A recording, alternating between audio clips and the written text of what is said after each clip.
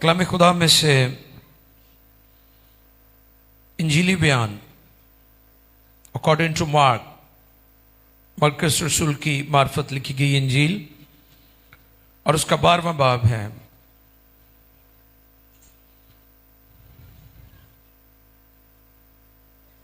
और आज जो टॉपिक है हमारे सामने वो प्रायोरिटी है, फौकियत, तरजीहात।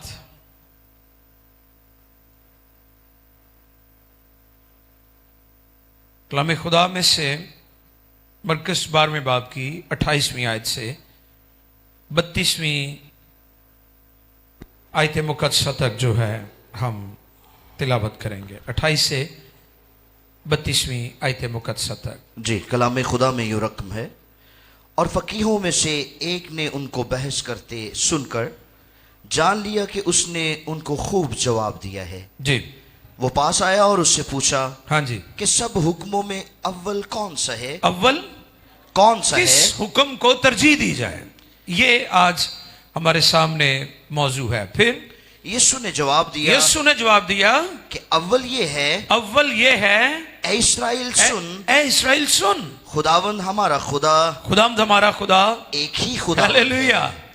आपको पता ना, लोग मसीहों पर इल्जाम लगाते 3 खुदाओं को मानते हैं। यीशु मसीह ने क्या कहा?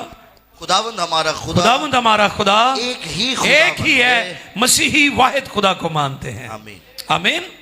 फिर और तू खुदावंद अपने खुदा से, और तू खुदावंद अपने खुदा से अपने सारे दिल, अपने सारे दिल और अपनी सारी जान, और अपनी सारी जान और अपनी सारी अक्ल, और अपनी सारी अक्ल और अपनी सारी ताकत से और अपनी मोहब्बत सारी रख, ताकत से मोहब्बत रख। मोहब्बत रख। दूसरा ये है कि तू अपने पड़ोसी से अपने बराबर मोहब्बत रख। इनसे बड़ा और कोई हुक्म नहीं। फकिया ने उससे कहा, हाँ जी, ए उस्ताद, बहुत खूब, तूने सच कहा कि वो एक ही है और उसके सिवा और कोई नहीं। Thank you. पाकलाम के पढ़े, सुने, समझे और कबूल किए जाने पर खुदावंद की बरकत। आमीन। आज फौकियत हमारा टॉपिक है और खुदावंद यीशु मसीह की जुबान मुबारक से जो तालीम उन्होंने दी है उसमें से हम सीखेंगे। यीशु मसीह की गुफ्तगू और उसकी टीचिंग बहुत सिंपल थी। और मैं ये बात अक्सर कहता हूं, आलिम वो नहीं है जिसने बहुत ज्यादा किताबें पढ़ी हुई हैं। आलिम वो है जो कुछ कहता है उस पर अमल भी करता है, और जो उसको सुन रहे हैं वो थोड़े पढ़े हैं, अनपढ़ हैं या ज्यादा पढ़े, उनको समझ आनी चाहिए। वो आलिम है। आज बड़े आलिम हैं, बड़ी बड़ी मुश्किल जुबानें बोलते हैं, बड़े बड़े मुश्किल अल्फाज बोलते हैं, और सुनने वालों पर उसका उनको पता ही नहीं चलता कि क्या हो रहा है। तो इसलिए यीशु मसीह की तालीमात से हम सीखते हैं कि खुदावंद यीशु मसीह ने अस्तारों में, एग्जाम्पल्स में, पैराबल्स में टीचिंग दी है ताकि लोग उसे आसानी से समझ सकें। और ये जो ग्रुप है ना, जो अभी जिसके बारे में हम देख रहे हैं, ये फकीहों और फरीसियों का ग्रुप है। ये आलिम लोग हैं जिनके सामने ये सारी टीचिंग दी जा रही है। इन्होंने मजहब को, इन्होंने जो मजहब की टीचिंग है, उसके जो असूल हैं, क़वाइद ज़वाबित हैं, उनको इन्होंने बड़े अच्छे तरीके से पढ़ा हुआ है। और कलाम खुदा में से जो भाई ने अभी हमारे लिए तिलावत की, लिखे, और फकीहों में से एक ने उसको बहस करते सुनकर जान लिया कि उसने खूब जवाब दिया। वो पास आया और उसे पूछा कि सब हुक्मों में अव्वल कौन सा है? किस चीज को हम तरजीह दें? हमारी जिंदगी में जो फौकियत है, जो पहला दर्जा है, जो पहला मकाम है, वो क्या होना चाहिए?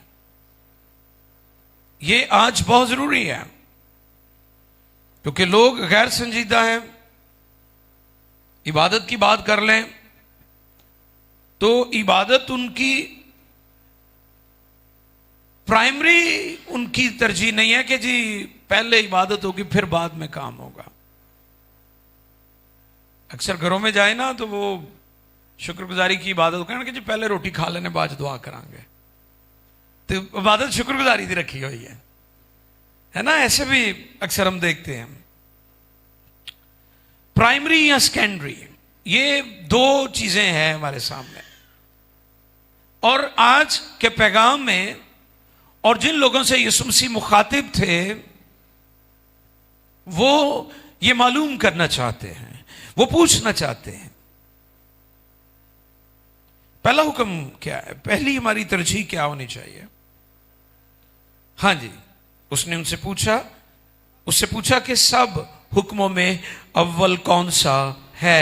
यीशु ने जवाब दिया, अव्वल ये है, हाँ, ए इस्राएल सुन, खुदावंद हमारा खुदा एक ही है। यानी कोई और खुदा नहीं तुम्हारी जिंदगी में होना चाहिए, कोई और नाम, कोई और काम या शख्सियत जिसको तुम खुदा के बराबर रख दो।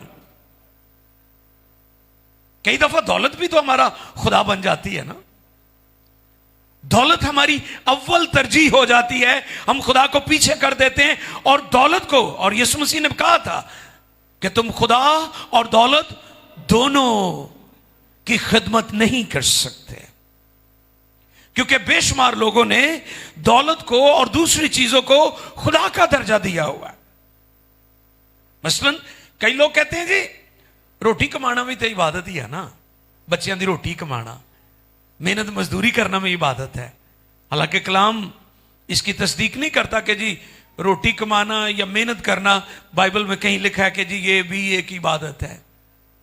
ये तो खुदा की तरफ से पनिशमेंट थी आदम को कि तूने मेरी हुक्म अदूली की है, लिहाजा अब तू मेहनत, मुशक्कत और पसीने के साथ रोटी कमाएगा। ये खुदा की तरफ से पनिश मिली थी, सजा थी। और आज सुबह हम इस बात को सीख सकते हैं कि हमारी जिंदगी में प्राइमरी और सेकेंडरी जो चीजें हैं वो कौन कौन सी हैं। क्या इबादत, प्रशिश ऑप्शन है हमारे लिए? क्योंकि बेशुमार लोग इसे ऑप्शनल लेते हैं, कहते चलो आज नहीं चर्च गए, घर ही कर लेने हैं, आज सर्दी है, आज बारिश पै रही है, घर ही दुआ कर लेने। और किसी दौलतमंद से पूछ लें, वो कहेगा बंदे तो दिल ही गिरजा हुंदा है। ऐसे भी आपको मिलेंगे, वो कहते हैं जी वो इंसान का दिल ही गिरजा हुंदा है। पहली बात खुदाम यीशु मसीह ने जवाब में जो उनको कही वो ये, यीशु ने जवाब दिया कि अव्वल ये कि ए इस्राएल सुन, खुदाम हमारा खुदा एक ही है। हालेलुया।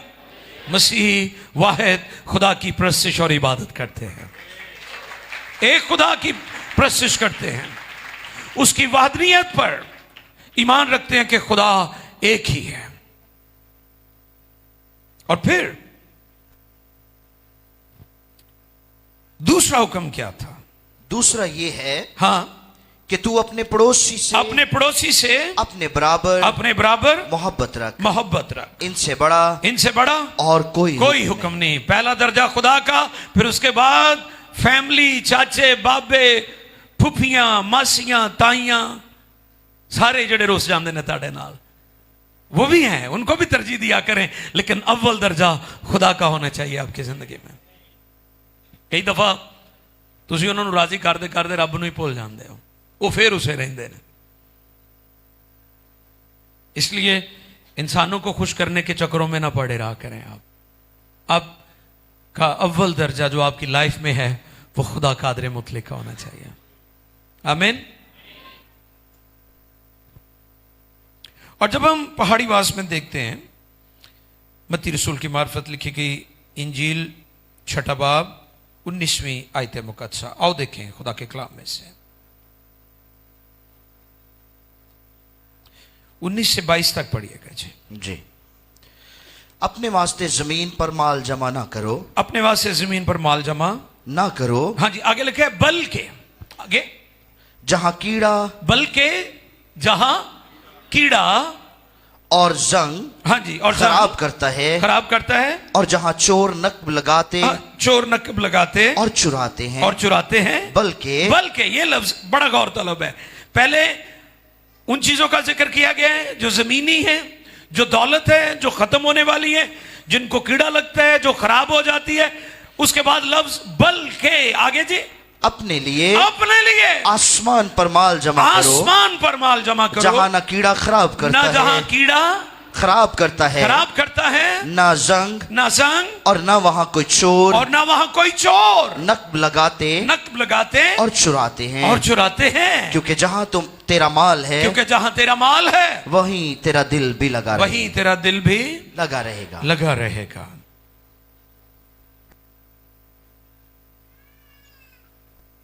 अपने लिए जमीन पर माल जमा ना करो। इससे क्या मुराद है? इससे मुराद यह है कि आपने पहला दर्जा दौलत को नहीं देना। मुझे किसी ने पूछा, जी कलाम में लिखा है मुबारक है वो जो दिल के गरीब हैं, तो क्या मसीहों को गरीब होना चाहिए? मैंने कहा इसका हरगिज मतलब नहीं। मसीहों के पास दौलत होनी चाहिए, वेल्थ होनी चाहिए, लेकिन दिल के गरीब होने चाहिए। हालेलुया। वैसे गरीब नहीं होने चाहिए, दिल से गरीब होने चाहिए। हलीम और फिरोतन, आजिज कि कुछ भी नहीं है, मैं कुछ भी नहीं हूं तेरे सिवा, ये नजर आना चाहिए। ये मिजाज और ये आपका रवैया होना चाहिए कि मेरे पास कुछ भी नहीं है, आई एम नथिंग, मेरा खुदा सब कुछ है, जो कुछ मेरे पास है वो मेरे खुदा की बदौलत है। ऐसे नजर आना चाहिए।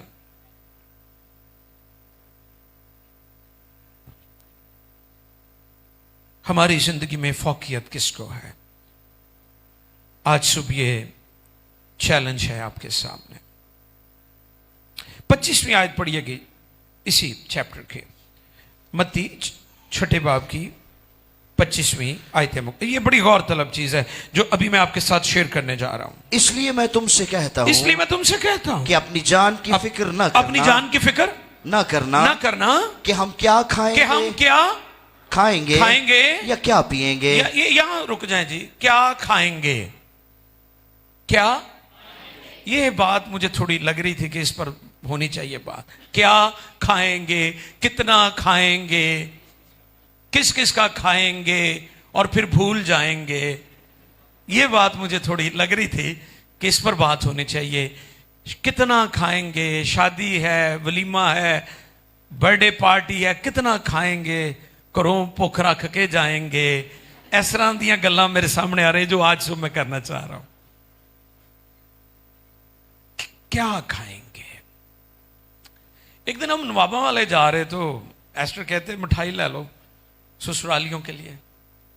मैं दुकान में चला गया तो बहुत कम होता है, वैसे हमारे बच्चे ही चीजें ले आते हैं घर में भी वो। तो मैं गया तो लंबी लाइन लगी और फिर मेरा ध्यान चला गया कि पाकिस्तान इस वक्त शुगर के मरीजों में दुनिया के टॉप ऑफ द जो लिस्ट है, जहां पर शुगर फैल गई है, शुगर चिंबड़ गई है लोगों को, लग गई है लोगों को, उसमें इसका शुमार है। और फिर मैंने रश देखा मिठाई वाली दुकान पे। मैं क्या शाबाश, ग्रेट नेशन है ये। शुगर इन्हों की जान ली जा रही तो मिठाई दी जान नहीं छड्डण दे।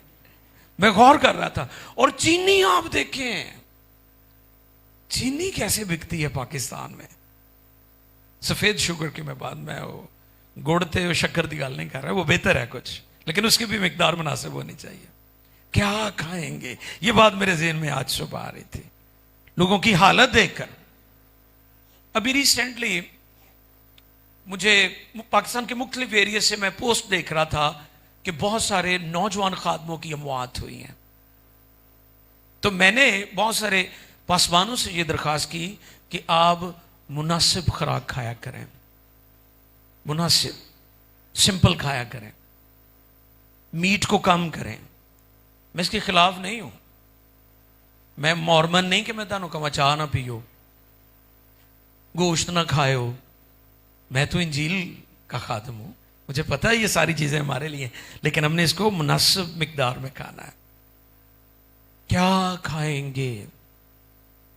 मैंने फिर ये बात शेयर की कि उतने लोग भूख से नहीं मरे दुनिया में जितने लोग खा खा के मर गए। अफसोस, लोग की खा खा के मरन दे ने। आप खाने के लिए जिंदा न रहे, उतना खाएं जिसके साथ आप जिंदा रह सके। ये मेरी रिक्वेस्ट है आपसे, ये मेरी रिक्वेस्ट है आपसे। और हमने क्या किया है, हमने खाने को अपनी जान पर तरजीह दे दी है। और कई इतने पक्के हैं, इतने क्वालिफाइड हैं खाने पीने में कि वो कहते हैं जो शुगर दिया एक गोली वध खा लांगे ते वड्डा गोश्त खा के कहणगे चलो एक गोली ब्लड प्रेशर दी आप वध खा लवांगे। सोच देखें आप, पाकिस्तानी है ना, ज़हन चलता रहता है कहीं ना कहीं, क्या खाएंगे। आपने खाने पीने को अपनी जान पर तरजीह दे दी है, फोकियत दे दी है, इसलिए मर रहे हैं लोग। आप अपनी लाइफ को सिंपल रखें। आप इसे जितना फैंसी करते जाएंगे ये कॉम्प्लिकेटेड होती जाएगी। आपके अंदर ख्वाहिशें जितनी ज्यादा मौजन होगी, जितनी ज्यादा ख्वाहिशें आपके जहन पर सवार होंगी, मैं ये भी करूं, मैं ये भी ले लूं, मैं ऐसे भी पहनूं, मैं ऐसे भी खाऊं, मैं बच्चों को ये भी दे दूं, मैं फलां भी दे दूं, फिर आप कोई शॉर्टकट रास्ता ढूंढेंगे कि लोड़ा पूरियां किवें करनियां ने। आप अपनी जिंदगी को पेचीदा ना बनाएं, आप अपनी जिंदगी को कॉम्प्लिकेटेड ना बनाएं। यीशु मसीह ने कहा क्या खाएंगे ना फिक्र करो। यह यीशु की तालीम है। दुनिया और अदियान में और तरीके से तालीम दी गई है, माल जमा करो, अगलियां। अच्छा, कई ठग कहणगे एदियां अगलियां पुश्तां भी खांदियां रहणगे ते मुकना नहींगा, लेकिन उनको यह नहीं पता। दाऊद फरमाते हैं मैंने शरीर को बढ़ते और ब्रोमंद होते हुए देखा, और जब मैं वापस आया, जब मैं गुजरा तो वो वहां था ही नहीं। ये दौलत ऐसे ही उड़ जाती है, ऐसे ही भूसे की माने। एडी सोच ना ताड़ी यदि चौथी पुश्त भी खाएगी तो नहीं मुकना। इस पर जरा गौर कर लें आप।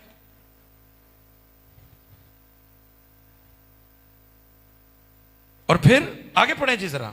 अच्छा भाई, ये खाने की बात थी, हुण अगली गल भी करिए। या क्या पिएंगे, या क्या पिएंगे, और ना अपने बदन की, और ना अपने बदन की कि क्या पहनेंगे, क्या पहनेंगे। क्या जान खुराक से, क्या जान खुराक से, और बदन पोशाक से बढ़कर नहीं, बदन पोशाक से बढ़कर नहीं। कहां पर खड़े हैं हम खुराक की खातर अपने बदन का नुकसान कर रहे हैं। और वो चीजें पौलुस रसूल कहते हैं सब चीजें रवा तो हैं, सब चीजें मुफीद नहीं। सब कुछ हमारे लिए है, लेकिन आप वो देखें जो आपको सूट करती हैं चीजें। और फिर कपड़ों की बात आ जाए। आज सुबह एस्टर फैनियल को कह रही थी वो तो को मोटी जैकेट पा। शादी ब्याहों पर आपने देखा होगा लोग के कपड़े वहां ले उतों जर्सी जैकेट नहीं पाते हैं। ठंड ना नीले पीले होंगे, बुल नीले हुए होंगे ने,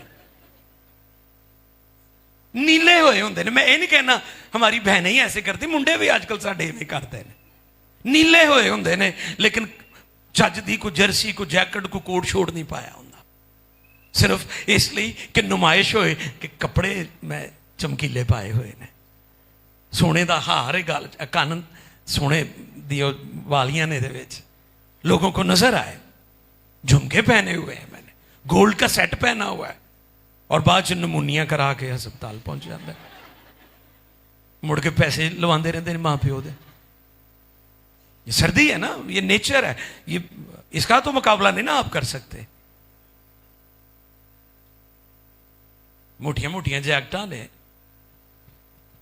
वो पाओ।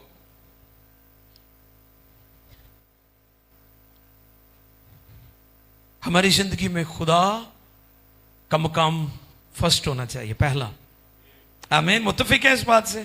खुदा के जलाल के लिए जोरदार ताली।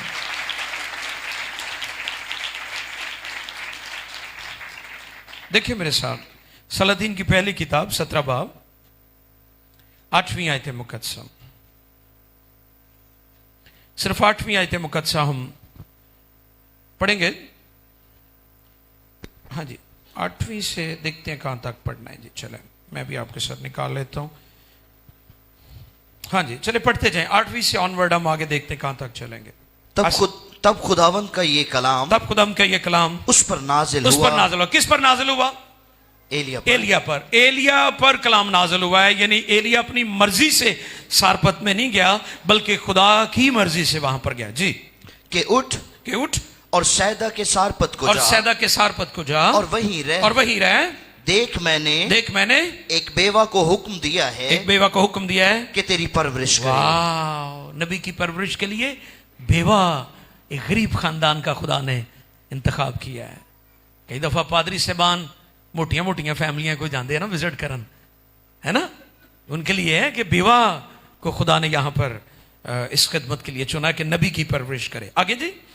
सो वो उठकर सारपत को गया और जब वो शहर के फाटक पर पहुंचा तो देखा कि एक बेवा वहां लकड़ियां चुन रही थी। सो उसने उसे पुकार कर कहा जरा मुझे थोड़ा सा पानी किसी बर्तन में ला दे कि मैं पीऊं। और जब वो लेने चली तो उसने पुकार कर कहा जरा अपने हाथ में एक टुकड़ा रोटी मेरे वास्ते लेती आना। उसने कहा खुदावन तेरे खुदा की हयात की कसम मेरे यहाँ रोटी नहीं सिर्फ एक मुट्ठी भर आटा एक मटके में और थोड़ा सा तेल एक कुप्पी में है। और देख मैं एक लकड़ियां चुन रही हूं ताकि घर जाकर अपने और अपने बेटे के लिए उसे पकाऊं और हम उसे खाएं फिर मर जाएं। और एलिया ने उससे कहा मत डर जा और जैसा कहती है कर फिर पहले मेरे लिए एक टिकिया उसमें से बनाकर मेरे पास ले आ। उसके बाद अपने और अपने बेटे के लिए बना लेना। शुक्रिया। ये हवाला जब मेरे सामने था तो मैं हैरान था। ऐसे लग रहा था, एक तासर आ रहा था ज़हन में कि शायद एलिया नबी को अपनी ज्यादा फिक्र है, बेवा और उसके बेटे की फिक्र। ये तासर मेरे ज़हन में आ रहा था। सम टाइम पाक कलाम को हम पढ़ते हैं तो हम अपनी अकल से उसे समझने की कोशिश कर रहे होते हैं, अपने ख्यालों के मुताबिक जिस किस्म के हम नजरियात रखते हैं उस तरह से हम उसको समझने की कोशिश करते हैं। अपना एस्पेक्ट जो हमारा होता है पर्सनल। ऐसे लग रहा था मुझे कि शायद एलिया को अपनी कलीसिया की फिक्र नहीं है। बेवा है, काल पड़ा हुआ है और उसके पास थोड़ा सा आटा है, थोड़ा सा तेल है और उसने कहा मैं लकड़ियां चुन रही हूं, इसको ले जाऊंगी और पकाकर मैं और मेरा बेटा खाएंगे और फिर मर जाएंगे। यह बात भी है। बेवा का जो उसको जवाब है वो ये है कि हम मर जाएंगे, क्योंकि इसके बाद ना पानी है ना खुराक है, कुछ भी नहीं है, मर जाएंगे। लेकिन वो उसके सामने ऑप्शन रख रहा है। अब ऑप्शन क्या है कि वो मेरे लिए वो कहते हैं ये भी कर तू, लेकिन पहले मिन्नू रोटी खवा, पहले मुझे दे। तो जो बात मैं कर रहा हूं कि मेरे ज़हन में ये बात आ रही थी कि शायद एलिया को अपनी पड़ी हुई है। ऐसा नहीं है। एलिया खुदा की मर्जी से वहां पर गया है, वो ये बात कर रहा है। और खुदा ने कहा था मैंने बेवा को चुन लिया इस खिदमत के लिए कि वो तेरी परवरिश करेगी।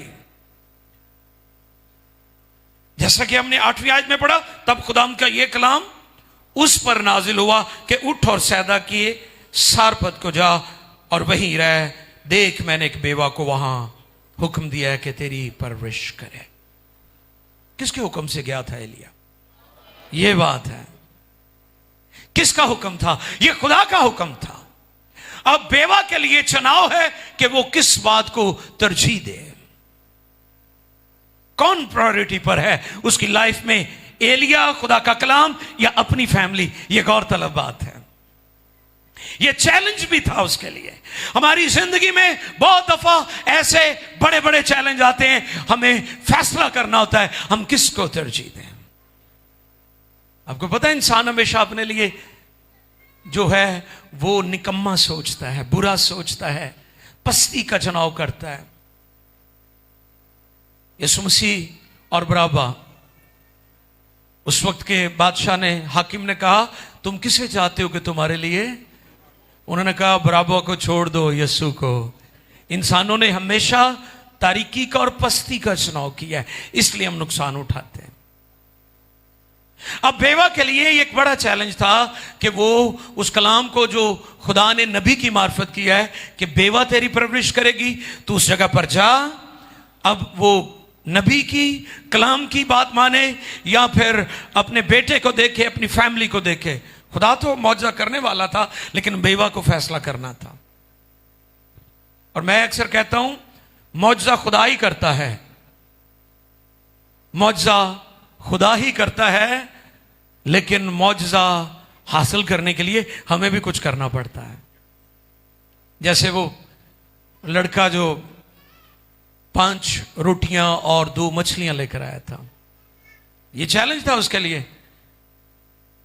वो अपनी भेड़ बकरियां चराने आया होगा, चरवाहा होगा, और मुश्किल था कि अपना खाना दे देता। और ये मुश्किल है कि लोग आज अपनी खुराक दे दें या किसी की मदद कर दें। ये बड़ा मुश्किल काम है, क्योंकि हर शख्स खुदगर्ज है। ये बात खुदा की तरफ से थी कि एलिया वहां पर पहुंचा है। और मैं यहां पर यह बात वाजे कर देना चाहता हूं, जिन जिन लोगों ने खुदा के खादमों को और खुदा के कलाम को कबूल किया है, खुदा ने उनकी हिस्ट्री बदल दी है। लिखा है कि 3.5 वर्ष तक मींह नहीं बरसा, ना गंदम थी, ना पानी था, ना खुराक थी। लेकिन आप याद रखें कि बेवा ने खुदा के कलाम को तरजीह दी, खुदा के खादम को खिलाया, और वहां पर ना उसके घर में आटा खत्म हुआ, ना उसके घर में तेल खत्म हुआ। बेवा भी खा रही थी, बेटा भी खा रहा था, और उसका पूरा कुंबा खाता रहा। और ये मौजज़ा इसलिए हुआ कि उन्होंने खुदा के कलाम को कबूल किया था। उसने तरजीह दी है कि खुदा मेरी जिंदगी में और उसका कलाम पहले नंबर पर है, अव्वल दर्जा है उसका। आपकी जिंदगी में अव्वल दर्जा होना चाहिए खुदा का। और यही बात खुदावंद यीशु मसीह ने वहां पर सिखाई है। क्या सिखाया है? सुन है बनी इस्राएल, खुदावंद तेरा खुदा एक ही है। पढ़िए सर भाई, मरकजी हवाला जो हमने तिलावत किया जी। यीशु ने जवाब दिया, अव्वल ये है ए इस्राएल सुन, खुदावंद हमारा खुदा एक ही खुदावंद है। और तू खुदावंद अपने खुदा से अपने सारे दिल, अपनी सारी जान, अपनी सारी अक्ल और अपनी सारी ताकत से मोहब्बत रख। ये पहला हुक्म है, ये फर्स्ट प्रायोरिटी होनी चाहिए आपकी लाइफ में। इस चीज को पहला दर्जा दें। पहले ढूंढो तुम उसकी बादशाही, तो फिर बाकी चीजें जो क्या हैं वो तो देनी है उसने। वो तो उनको भी देता है ना जो उस पर ईमान नहीं रखते, एथियस्ट, दहरिये। दुनिया में कितने लोग हैं? अब चाइना को देख लें, उसकी मेजॉरिटी कम्युनिस्ट है, दहरिये हैं वो। रशिया को देख लें, और बहुत सारे ममालिक हैं। क्या वो गरीब हैं? जी नहीं। चाइना हमारे मुल्क में बड़ा काम कर रहा है। सी पैक जो आपको नजर आ रहा है, क्या वो भूखे मर रहे हैं? हरगिज नहीं। मैंने कॉमन और स्पेशल ब्लेसिंग्स के बारे में बताया था कि दुनिया और कौमों में आप देख सकते हैं कि उनके पास कॉमन ब्लेसिंग्स हैं, स्पेशल ब्लेसिंग्स नहीं है। वो आसमान के शहरी नहीं है, अटर्नल होप नहीं है उनके पास, हमेशा की जिंदगी की उम्मीद नहीं है, हमेशा की जिंदगी की उम्मीद नहीं है। मुझे कल किसी ने सवाल किया कि क्या मसीही जो है उनका भी कब्र में हिसाब होता है? मैंने कहा नहीं, मिट्टी तो मिट्टी में मिल जाती है। हमारे पास एक होप है, कि जब यीशु मसीह मुकर्रर फरिश्तों और बादलों की सवारी करके आएंगे तो लिखा है मुर्दे गैर फानी हालत में उठ खड़े होंगे। That's our eternal hope। और जब वो आएगा तो जो मसीह में सो गए हैं, यीशु मसीह पर ईमान रखने के बाइस उन्हें निजात मिल गई, वो जलाली हालत में उठ खड़े होंगे और आसमान पर हमेशा की जिंदगी उसके साथ गुजारेंगे। अजीजों, आज ये चैलेंज मैं आपके सामने रखना चाहता हूं कि आपकी जिंदगी में फर्स्ट प्रायोरिटी किसकी, खुदा या दुनिया?